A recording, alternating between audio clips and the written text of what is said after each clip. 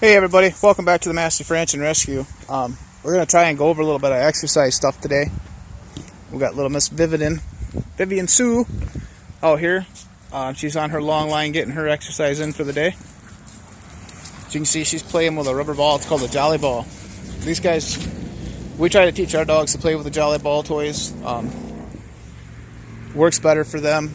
They're soft, pliable, they last pretty well. She's had this one here for quite a little while, and she's just starting to get some chomper marks in it. I try to teach all my dogs not to chew on toys as much as possible for a couple reasons, especially when they have stuffed animal toys. They can get in the stuffing, swallow it, can cause a blockage in their intestine, which can be pretty expensive surgery, a lot of downtime afterwards. So you got a puppy. Congratulations if you did, by the way. So let's go over a few things. Mastiffs, their growth plates don't start settling in until they're about 18 months old. So what we need to do is make sure that when we're exercising them, we're staying off of hard packed surfaces, such as concrete, pavement, things like that. Keep them to the grass and the dirt. Start leash training right away as soon as you get your puppy. I know it's an easy thing to just put off, but trust me, it works a lot better when you start from the time they're a baby. You want to teach them how to do things. Mastiffs are not known for being super active dogs. Vivian is from a line that is. They're bred to be a little bit leaner. I like to keep my dogs on the lean side. Mastiffs aren't meant to be fat, obese dogs. As you can see on her, she's got a really nice defined waistline. If you get close, you can kind of see her last rib. You can definitely feel it. That's ideal. Vivian's about 2 years old. So exercising. Keep it limited at first. Especially as when, if you get a puppy that's 8-9 weeks old. They're not going to want to do a lot. They do need to learn how to do things though. Indoor play is a really good way to teach them. Train them to do different things. Get them into puppy socialization training right away. By going to a training course, I know a lot of times it's going to be on a hard surface. Just give your puppy plenty of downtime afterwards. But it's good for them. Gives them good socialization. Now you have dogs like Cashman here. Cash's a big guy. He's about 39 inches tall. Cash doesn't exercise like the rest does. He's got some joint issues. He's also the one that had the Lyme's disease, so the neural issues kind of bother him a little bit too.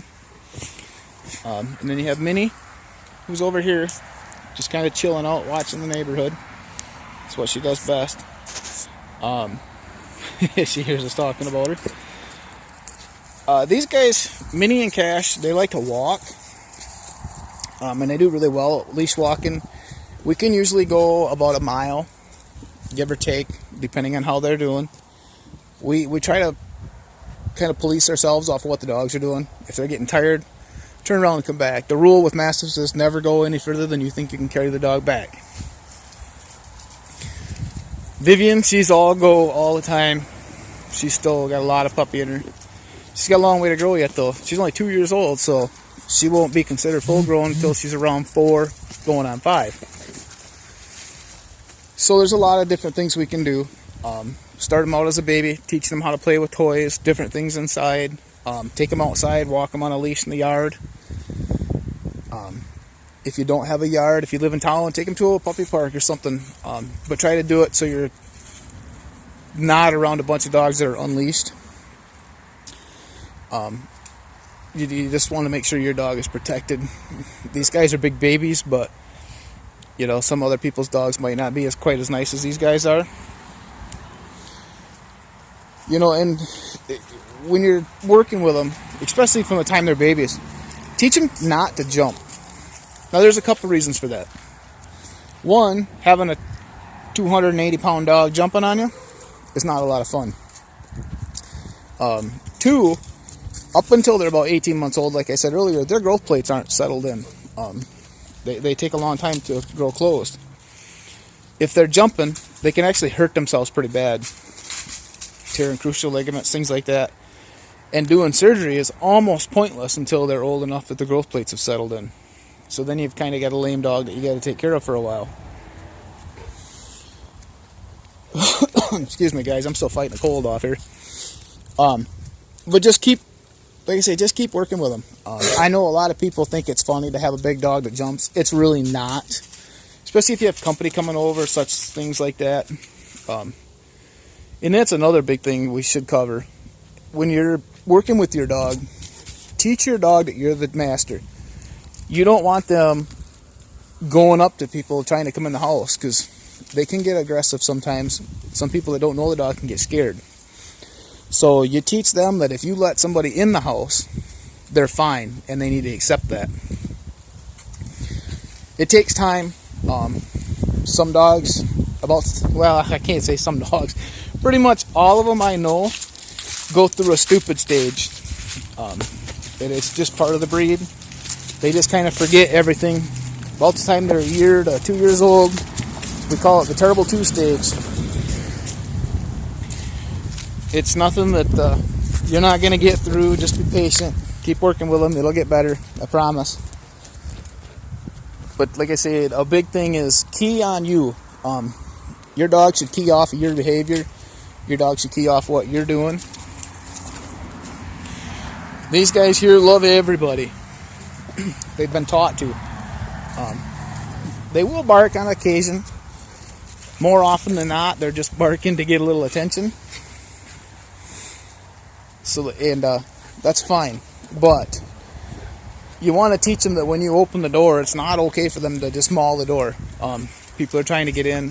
200-pound dog, somebody could get hurt. Dog could get hurt. Take your time with them. Teach them the right way. I know there's a lot of people out there that think certain things are fine, and they're not. Mastiffs are a very unique breed. We need to make sure that we're doing what's best for our pups, and we're doing what's best for the breed also.